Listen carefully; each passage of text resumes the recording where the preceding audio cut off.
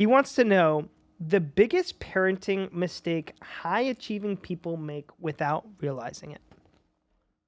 The biggest parenting mistake that high achieving people make without realizing it. I'm going to say, Ben, it's the mother effing iPads. It is the mother effing phones. It is the mother effing technology. You have done all this. I'm talking to you, high achieving parent. You have done all of this work to achieve a lot of stuff, to go out to dinner, to go to the nice places, to go on the aeroplane. I didn't get to go on one of those when I was a kid, to go on vacations at great places. And because you don't want to be bothered, by the way, the bothering lasts 2 times and then they get over it, with your kid actually asking questions or talking, right? And you having to discipline, what do? You shoot an iPad under them, and they're sitting there at an $1,100 dinner watching, whatever the thing with the thing is, bouncing around on getting hit by the algorithm. It's not cool. Here's the thing. If you're a high achieving parent, make your kid have to observe the room. Ask them, hey, if we had to leave here right now, what door would you go out?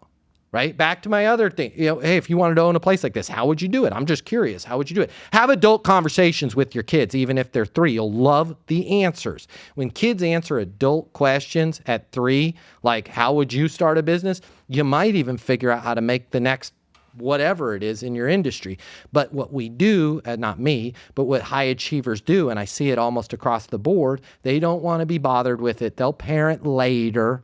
Right? They'll put their kid in a $50,000 a year kindergarten, but when life happens in the margins, it happens at the dinner, it happens in asking them questions, it happens in the conversation. And yeah, you might have to take them out in the parking lot once or twice and be like, dude, that is unacceptable behavior from here.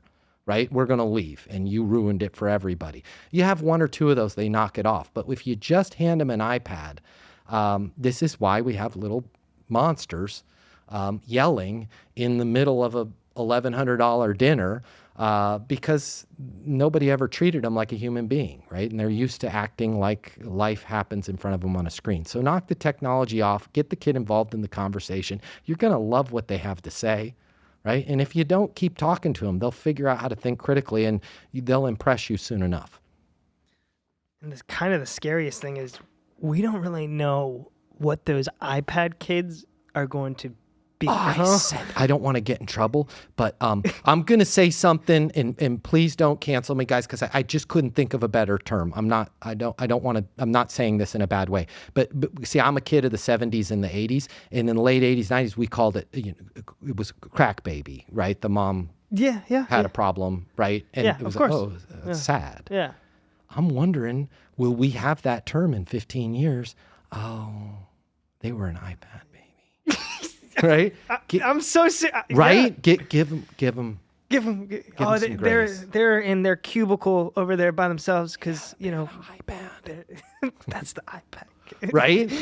That's actually And the scary thing is, I don't know how many people were smoking cocaine, but there's a lot more people with iPads. So if it is a problem, we got a big one coming up here. So guys, if you have kids, let's just have some conversations with them. And the problem where they're like, I don't want to talk to my kids, I'm just so caught up in everything that's going on with the merger.